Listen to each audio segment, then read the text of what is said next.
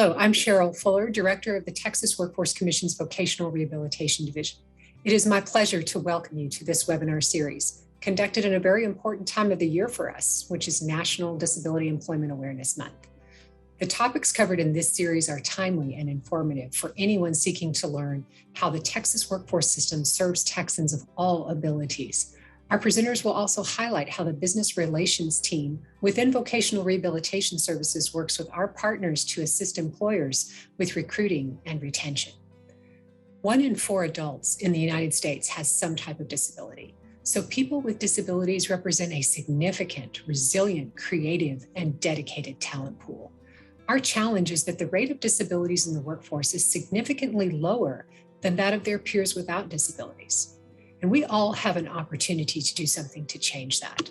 And as we do, we will build stronger workplaces and stronger communities. When people with disabilities are welcomed and supported, especially at work, it encourages acceptance and inclusivity throughout the organization, which results in a positive, more productive workplace that values everyone's abilities. I encourage you to participate in this webinar series and become inspired about the role you have in encouraging disability inclusion, hiring, and retention in your organization. I also want to thank Workforce Solutions Rural Capital Area for their partnership in hosting these webinars. Vocational Rehabilitation Services and Workforce Solutions offices across Texas work together to empower individuals with disabilities and help them reach their employment goals.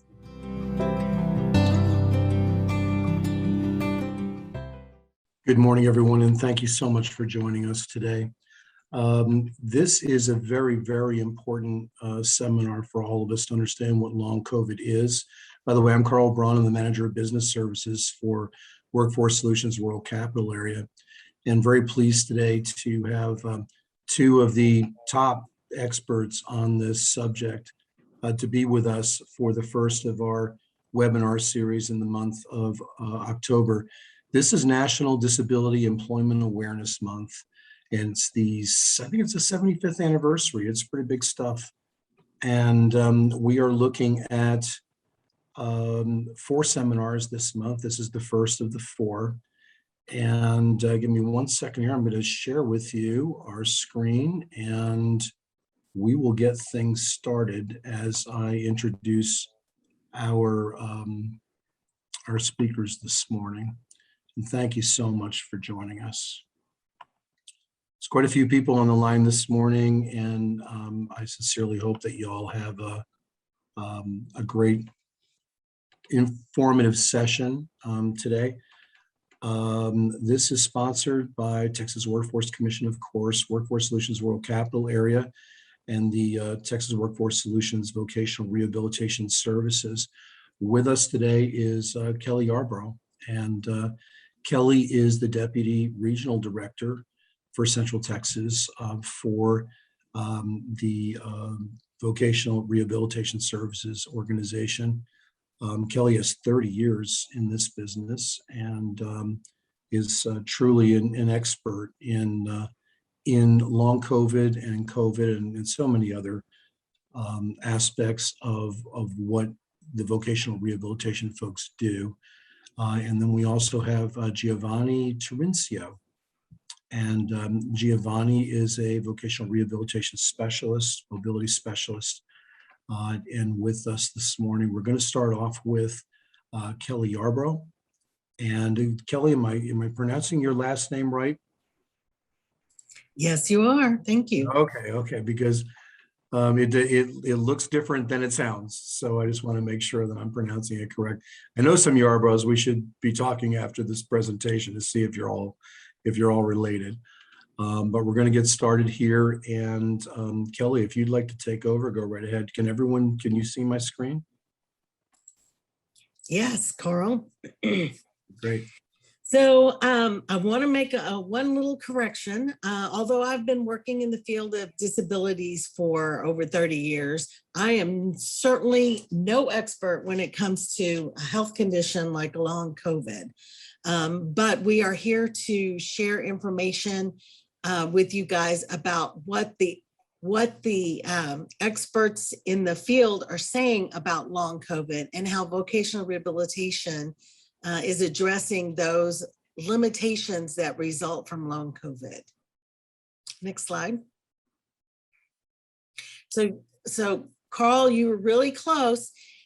2021 marks the 76th anniversary of National Disability Employment Awareness Month.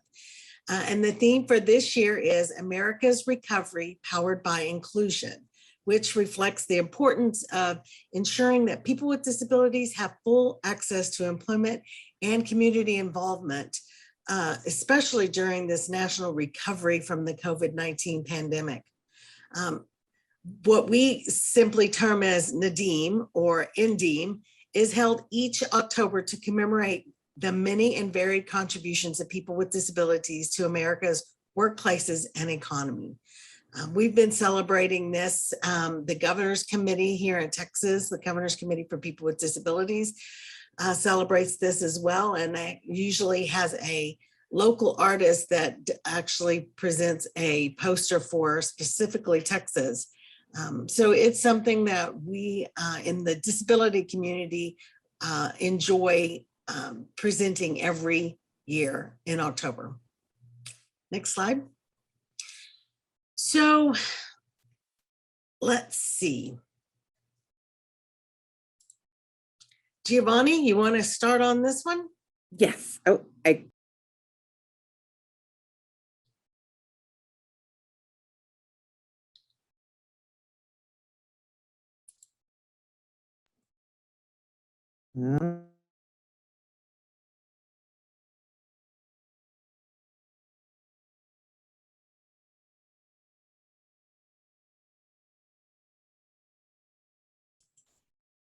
For some reason, we're not hearing her.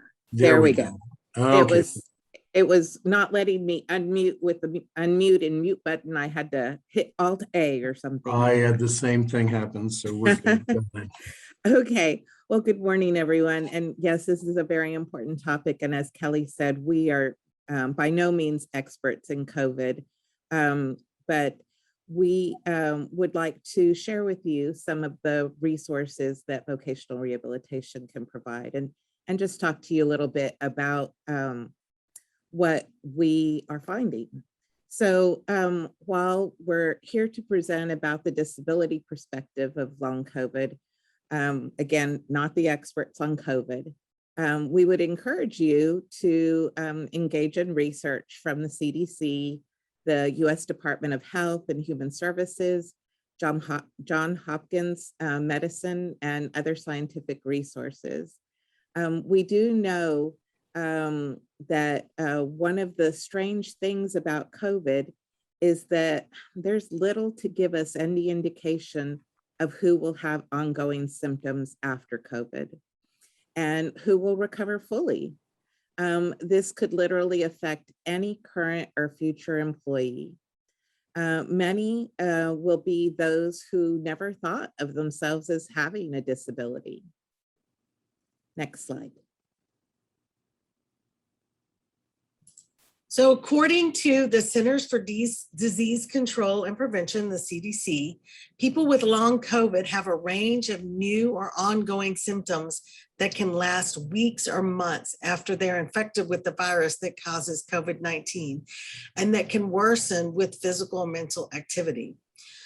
Some of those in general terms are symptoms that impair cognitive abilities, physical and mental stamina that's impacted, ongoing pain that they didn't experience before, depression and anxiety, as you all would expect that if you have been suddenly provided with this new facet to your life, that's going to cause some anxiousness. And then there are other long-term or permanent health conditions that can result from organ damage. And that's really one of the things that we're seeing the most. So some examples of common symptoms are tiredness or fatigue, difficulty thinking or concentrating, and they're referring to that as brain fog, shortness of breath or difficulty breathing, headache, dizziness on standing, fast beating or pounding heart, known as heart palpitations, joint or muscle pain, that feeling of pins and needles that some people might get, and then also a rash. There's also some continued, to continue that would include chest or stomach pain, cough, joint or muscle pain, depression or anxiety, as Kelly had mentioned, fever, changes in taste or smell, diarrhea, sleep problems, and then of course, multi-organ effects or autoimmune conditions. And again, we're finding this in all people. Not everyone has these symptoms ongoing, but these are some of the symptoms of long COVID that persist once the person has recovered or has been released from the hospital with COVID.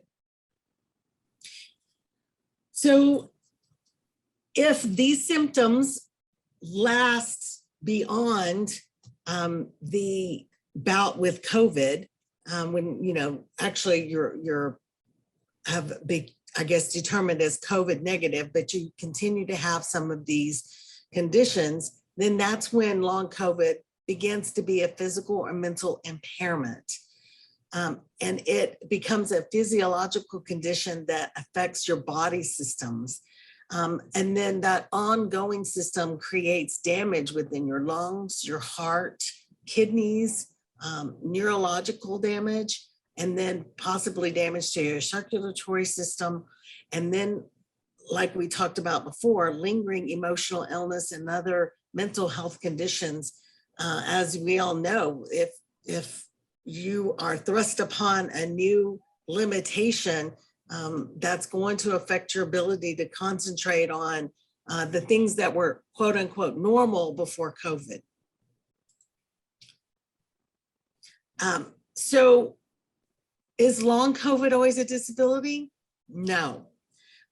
It requires an individual assessment to determine whether or not those conditions or any of those symptoms then limit a major life activity, which is the actual definition of what a disability is. The CDC and health experts continue to work on a better understanding of long COVID, but it would require, this assessment would require a combination of medical records, information about their condition, and an understanding of how their ongoing symptoms create those limitations, especially related to the essential functions of their job. And then we have to have an understanding of how those long COVID systems substantially limit one or more life activities. So they can have some of these conditions. They may have some ongoing cough or lingering heart issues, but if it's not necessarily affecting their major life activity, then it may not be considered a disability. And so disability status is going to be determined by the regulations that are outlined in those federal laws that we'll talk about next. Next slide. Yeah, the buttons aren't working. Kelly, give me a second.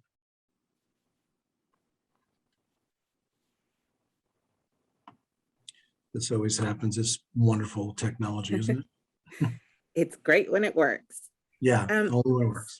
So there are laws that protect people with disabilities from discrimination. And these laws are not just for long COVID, but because long COVID can be a disability, these are laws that define what a disability is. There's the Americans with Disabilities Act. And as of July 2021, long COVID, also known as post-COVID condition, can be considered a disability under the Americans with Disabilities Act. There's also Section 504 of the Rehabilitation Act, which is for our students, Section 1557 of the Patient Protection and Affordable Care Act. And This may mean that some businesses or state or local government will sometimes need to make changes to the way that they operate to accommodate a person's long COVID. Entities are not required to accommodate all people who have had COVID-19. Only those long COVID symptoms are causing what the ADA classifies as substantially limiting one or more major life activities. And we'll cover those major life activities in another slide. As a result of the laws protecting individuals with disabilities, more individuals and employers will need assistance, requesting and providing accommodations at work and through public access. And I would like to add to Giovanni's presentation section here that there's a link that at the bottom called what you should, at the bottom of our slide, what you should know about COVID-19 and the ADA, the Rehabilitation, and other EEO laws. And if you Google that, or I don't know if they're going to share this presentation, that link will take you to and have specific FAQs for how to handle COVID-19 long COVID symptoms in the workplace. So there's a lot of resources out there for you as well. That's great, Kelly. Thank you. And we are recording this, and this will be available on our Workforce Solutions RCA.com website here shortly. Thank you. So the ADA and the disability laws, they protect individuals with disabilities. And here's just a few examples of some of the accommodations or the protections that are available. So our students, our children, some of them may have long COVID as well. This was when I was researching this topic, that was just something that I hadn't even thought about. But if a child is experiencing long COVID, then the school can provide additional time on tests for students who are having difficulty concentrating. Then we can have individuals that need modifying procedures so that a customer who finds it too tiring to stand in line can announce their presence and sit down without losing their place in line. So that's an example of an accommodation. So everybody hates to have to stand in line for gas, but if you have a disability, it makes it even harder. So providing refueling assistance at gas stations for customers whose joint or muscle pain prevents them from pumping their own gas. And then another example would be modifying a policy to allow a person who experiences dizziness when standing to be accompanied by their service animal that's trained to stabilize them. So this doesn't just affect employers, because if you think about the ADA, this affects all of our schools, this affects our public access. So if you are an entity that provides any type of public services, this may affect your ability to provide those services and make accommodations and changes in those procedures like she had those examples of for your customers as well as your employees.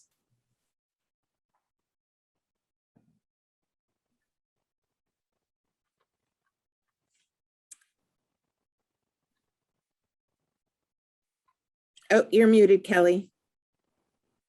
Sorry. So how do you know whether or not that individual has a condition that's a disability? Well, again, going back to the definition of what disability means is that it impacts the ability of the individual to complete these major life activities. So this is just a list of some of those that Giovanni mentioned with some others, reaching, standing, speaking, lifting, breathing, depending on how individually that person is experiencing those symptoms may affect their ability to move to participate in individual activities. We're here specifically to talk about this disability perspective on long COVID and want to let you guys know that vocational rehabilitation offers support services to employers with employees experiencing long COVID symptoms, and that affects their ability to perform the specific essential function of their job. Texas Workforce Solutions Vocational Rehabilitation Services can help you guys, the employers, work with their employees to assess their limitations and make recommendations for accommodations. Next slide. Texas Workforce Solutions Vocational Rehabilitation is a division of the Texas Workforce Commission. We work with all of the 28 workforce development boards, and we provide vocational rehabilitation services to individual employees through our vocational rehabilitation process. We're formerly known as the Department of Assistive and Rehabilitative Services, or DARS, and we assist people with all kinds of disabilities, not just COVID-19, long COVID, but all types of disabilities to prepare for, obtain, and advance in employment. And we provide a range of services based on that individual's situation, their work goals, their limitations. And one of the key things that we do is that assessment that helps us know whether or not that individual's long COVID situations are resulting in them having a disability. So we provide services to adults, and it's eligibility-based services. It's not based on income at all, although we do ask some income information. Income is never the reason that someone's not eligible for services. We help people prepare for employment. So even if it's not long COVID, even if it's any type of a disability, we can help people get ready for a job. We can help people find a job. And if somebody's already working and they feel that their disability is affecting their ability to move up in the job, we can even help individuals advance in the job. So all of that's going to get covered more in detail next week. So we'll do a shameless plug for next week's presentation. And so there's a link there if you haven't registered yet. We also want to tell you about a little program that we have for older individuals that are blind. It's called the Oib Program, and it's for people that are 55 and they're facing vision loss. Most of what we do is helping people with employment, and we say all the time it's all about employment, but our OIB program is actually about independent living, and it helps individuals that are over the age of 55 and they are looking at not being able to see anymore, and maybe they're not interested in work anymore and they just need help with independent living. Of course, if they are interested in work, then regular vocational rehabilitation can help. So, our agency has been proactive in addressing long COVID with our staff who serve customers with disabilities. So in earlier this year, we were provided with an information memo that explained to our staff more information about the long-term effects of COVID-19 and what long COVID involved. We were provided with guidance from the Department of Justice and the Health and Human Services, as well as the Department of Education, and then the Office of Civil Rights and Office of Special Education and Rehabilitation Services. So our counselors know that long COVID is a disability under the Americans with Disabilities Act and under the Individuals with Disabilities Education Act, which applies to our students that we serve. And then as a disability under Section 504 of the Rehabilitation Act, which primarily covers government entities and allowing access to all of its programs and government entities programs.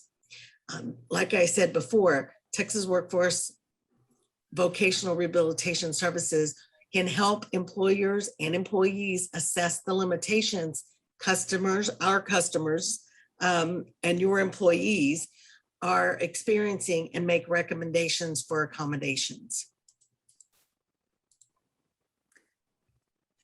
Next slide, please. Yeah, I'm working on it. Okay, There we go. here we go. So in that memo, it covers the things that are listed there, but I just wanted to take a moment to talk about some of the things our VR counselors can do. So they can help customers understand their strengths and limitations in relation to how the disability may affect their employment. Some individuals with long COVID have maybe never had a disability before that affected their employment. So if they apply for VR services, that's something that the VR counselor can help with. They would also help the customer explore their transferable skills and how they might be applied to overcome the challenges resulting from their disability. We also can help the customer select a new employment goal or maintain their current job by providing information that allows the customer to make appropriate informed choices. The VR counselor can help maximize the customer's self-awareness regarding barriers to productivity and possible reasonable accommodations at the customer's place of employment. So we help the customer develop their self-advocacy skills for taking responsibility for their career success. And we provide the customer with information about the support services and resources for people with long COVID. So as we talk about COVID-19, we have to make sure that our long COVID, we have to really do that assessment to determine whether or not these symptoms are considered to be disabilities. The thing is, all of these symptoms would be evaluated specifically in the same manner as any other disability. Say, for example, there was somebody with a prosthesis or a hearing aid, and we know that that's a condition that they had. We do an evaluation for those customers just as we would for our customers with long COVID. Not every person that would come through vocational rehabilitation's doors would meet our eligibility criteria. So we would be looking at them and how their disability affects work, as far as whether or not it affects their ability to access services or stand in lines or et cetera. That would be a consideration and additional information. But what we would be looking at is how that person's long COVID symptoms are affecting their ability to obtain or maintain employment. There's other considerations that we would have to ensure that we go through before a customer could get services from us, though. First of all, obviously they have to be present in the state of Texas. They have to be legally eligible to work in the United States. Then they would go through the assessment to ensure that disability is something that is resulting in substantial barriers to employment. And then our services would be necessary to help that person in that employment situation. And we work with, like I said earlier, all types of disabilities, mental and physical. Giovanni? So here's just a few examples of some things that we've seen with COVID. So a person with long COVID who has lung damage that has had a shortness of breath, fatigue, related effects, they would be substantially limited in being able to return to work if they're still having to use oxygen or dependent on oxygen. So that might be a reason that someone might want to apply for services with vocational rehabilitation. A person with long COVID who has symptoms of intestinal pain, vomiting, nausea, that's lingered for months, and it's substantially limiting their functions, their abilities to get back to work. So if it's affecting their ability to get back to work, then they're going to want to apply for vocational rehabilitation. And a person with long COVID who experiences memory lapses, brain fog, it's just affecting their ability to perform their job duties.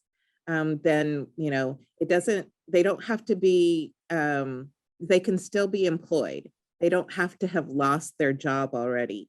We hope that if anyone is still employed and is experiencing long COVID symptoms, that they'll apply for vocational rehabilitation so that we can help them be able to navigate this.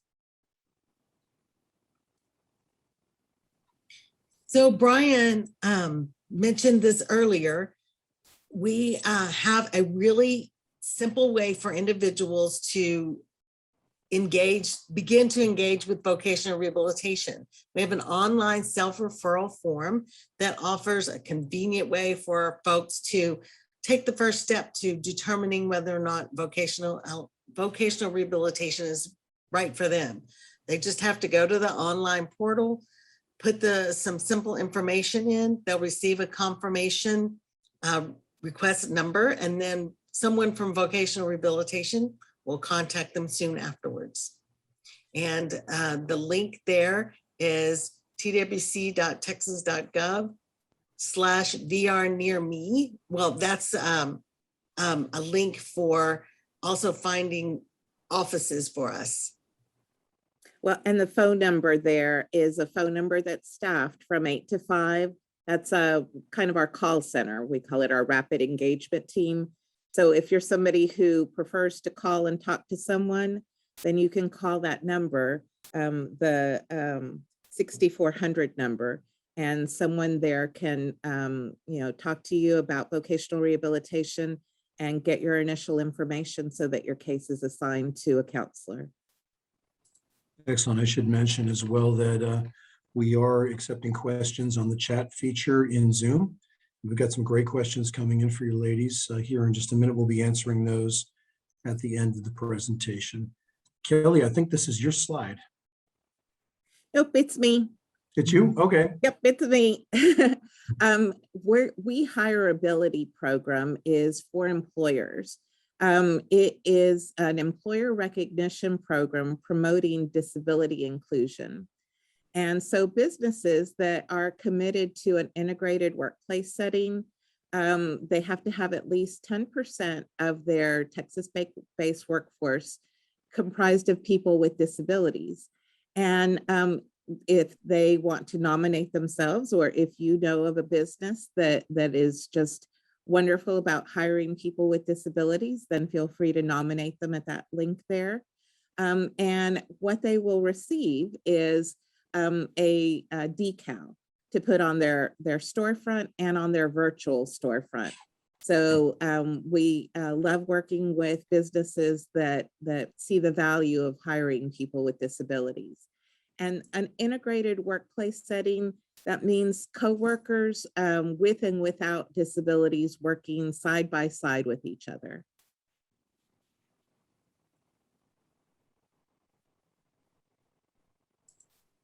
All right, so that's the end of the portion that we have. You said there's some questions for us to talk about? Yeah, so Brian, do you have, I think you had mentioned to me just a moment ago that you have some questions from the audience. And would you like to kick in here? Yes, we have, starting off, we have a question from Pamela. As an employer, if there is not protocols in place to screen employees, cleaning schedules, testing, or vaccine mandates, would this be a reason to make an accommodation to be a remote worker until the pandemic is over? The employee has also had approved FMLA for this condition from having COVID-19. According to OSHA, the employee should be able to come to work and leave from work in the same condition they entered the workplace. Great question. So, it is a very good question.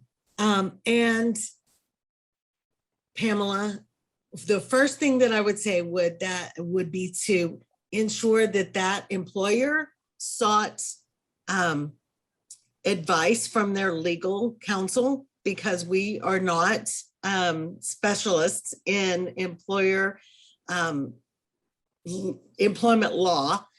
So we would definitely want to refer them to that. But based on my reading of this, that individual should be considered as having long COVID and be accommodated for that.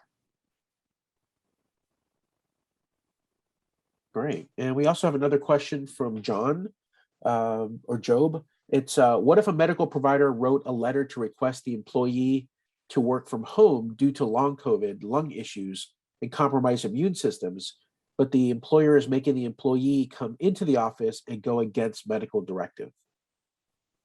Again, I would advise the employer to seek legal counsel specifically to what is considered to be a disability. And under long COVID, as of July, as we talked about, those issues, if they're resulting from the long COVID, would be considered disabilities.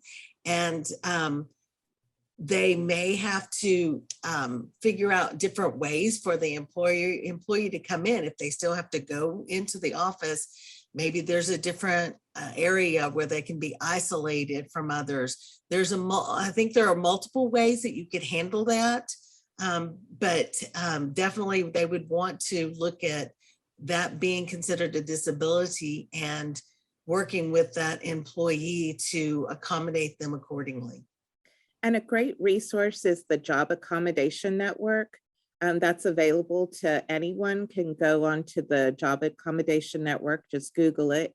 And they're really good about offering suggestions for worksite accommodations. Excellent. I know we have 17 vocational rehab counselors in our Round Rock office. And if someone were to come in, and Kelly, I'll position this to you. If someone were to come in and say that they have issues relative to COVID and want to speak to someone, how would they go about doing that? And what distinguishes that person from another person seeking assistance, if there is any distinction? So like I said, we treat the individual just like any other individual, and we would be assessing their limitations from long COVID as to whether or not it's affecting their ability to work. If an individual wants to contact a counselor, probably the best way to do it is the Start My VR, because that way they don't have to engage in physical contact and they're in the office, and we would be able to work with them remotely. And they would be assigned to a counselor that would be able to work with them through phone calls and online meetings, etc. And we would get the medical records. We would work with that individual to talk about what's going on with their employment, and work with their employer if need be to make recommendations with resources like the Job Accommodation Network and our business relations consultant to provide accommodations to meet their needs at work. We can also help those business service coordinators can go in and do a workplace evaluation to determine and make maybe any suggestions to help accommodate the person on the workplace. Excellent. Brian, I think we have another question that came in. We do have another question from Shamika. She wanted to know basically that she's right now in the middle of a long haul COVID case, an EEOC case, and can VR assist in that case, and what the limitations are for VR participation and assistance. Hey, Shamika, that's a great question. So vocational rehabilitation primarily focuses on looking to see what the functional limitations of that individual are as a result of their long haul COVID symptoms, and how we can help that person go back to work through accommodations or meeting their needs in another way, maybe some additional training for a different kind of job. There's a lot of different things that vocational rehabilitation can do to help you go back to work, but focusing on how an individual's legal case with EEOC is not something that we specialize in.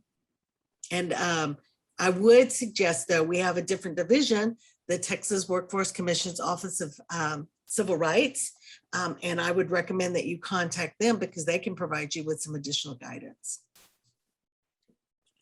Thank you so much, Kelly. And Brian, is there any other questions that we have to answer? My screen kind of went goofy on me here, and I can't see the questions lining up. No questions at this time, but also we'll be including an email address where you can go ahead and pose any questions after the webinar that we can follow up on with you. And we will also be sending everyone who participated a copy of the video or a link to view the video. So you can go back and always reference it if you need to. Wonderful. I did want to say, like we said at the beginning, long COVID itself is newly introduced as a disability. We are doing what we can to be proactive as an agency to learn more about how it affects individuals, how their long-term limitations become disabilities and impair their work functions. But there's still so much more out there that's unknown about COVID. And I encourage you to seek out those additional resources from CDC and the Department of Health and Human Services, just like the rest of us, and do your research related to what the new developments related to COVID-19 are. Thank you, Kelly and Giovanni. Thank you so much today for sharing this information with our group. This is the first of 4 seminars that we're doing. So we started doing this a few years ago, and we've got great attendance today. I'm looking forward to it again next week. Next week, we have Arthur Jones is going to be talking about this is vocational rehabilitation and how to access all of your services and what types of services are provided. The following week, we have Antoinette Verdon, as well as Robin Farris, who are accessibility experts. They'll be joining us to talk about various accessible technologies. We also have Candace Booth from Stealth Technologies out of Burnett, who is it's a division of Pride, the wheelchair and I guess you would call them mobile accessibility vehicles manufacturer, and they're going to be on to talk about some things. And then last week, we're very, very excited. We've got Nolan Stillwell, who's the CEO of Sweet Heat Jam Company. Nolan has Down syndrome and has started his own company. His products are available in HEB. They're awesome. He comes in, my wife works at HEB, he comes in every Sunday morning after church and hugs my wife because she hands out the free goodies at HEB here in Georgetown. And he's awesome. He's going to be talking about, along with his mom, Christine, are going to be talking about starting a business, someone with disabilities, and so on. We're also going to have SEAL participants, the Summer Earn and Learn program participants, the companies, as well as the people that worked for them, talk about what value that program has to their lives and some of the great things that they've experienced over the summer through their first work experience with the Workforce Solutions Summer Earn and Learn program. And so thank you all so very much. Thank you, Paula. She has been here. Her hands must be tired. She has been talking to us and handling our ASL duties this morning. So thank you, Paula Falk, and Kelly and Giovanni for joining us. And please be sure to sign up for next week's presentation with Arthur Jones. You can find that link on our website, and Brian will, because Brian is just so awesome, he will very likely put a link, if he hasn't already, up to the rest of our programs in the chat function. And so thank you again, Giovanni and Kelly, for participating today. And I can't thank you enough. It's been really awesome. COVID is such a it's such a part of our lives at this point, and we lost a team member yesterday to COVID, and we're very distressed over that. Brian Keene has left us, and we're just, and I'm sorry if you're hearing about this for the first time from us, and you know Brian, but we lost him yesterday, and COVID is very serious and needs to be taken very seriously. Kelly, Giovanni, is there anything you'd like to add? Nope, just want to encourage you guys to ask us any specific information about situations that you have, conditions that your employees are experiencing, and we will do our best to get you some information or point you in the right direction. Thank you for being with us today. Thank you both very much. And we are truly blessed to have 17 vocational rehabilitation folks in our Round Rock office partnering with us there and in all of our other 9 offices. And thanks for presenting for us today. We really appreciate it. We have VR counselors all across the state ready to help. Thank you very much. Thank All right, you. everyone. Have a great day, and we will see you next Thursday at 9 a.m. for This is Vocational Rehabilitation Services with Arthur Jones. Appreciate it. Thank you. Thank you.